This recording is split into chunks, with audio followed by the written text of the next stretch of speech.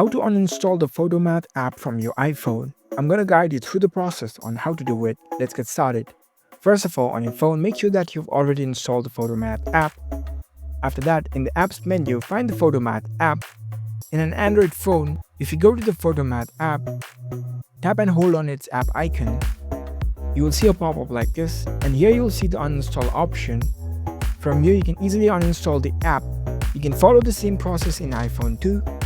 If you cannot find the uninstall option in that way, what you can do is, you can head over to your settings. On your settings, tap on the search bar and search for apps. In the search result, you will see the app section. Tap on this. It will prompt you to this page. Here you will see all the list of the apps that is installed within your phone. Scroll down and find the PhotoMath app. Once you find the app, tap on it. It will open up the app information page. Now over here in the bottom right, you can see the uninstall option. If you tap on it, it will ask you for the confirmation. If you really want to uninstall this app, you can tap on OK, and you can easily uninstall your PhotoMath app from your iPhone. That's a very simple process. If you found this video helpful, don't forget to give this video a thumbs up and subscribe to our channel for more tech tips. Thank you for watching.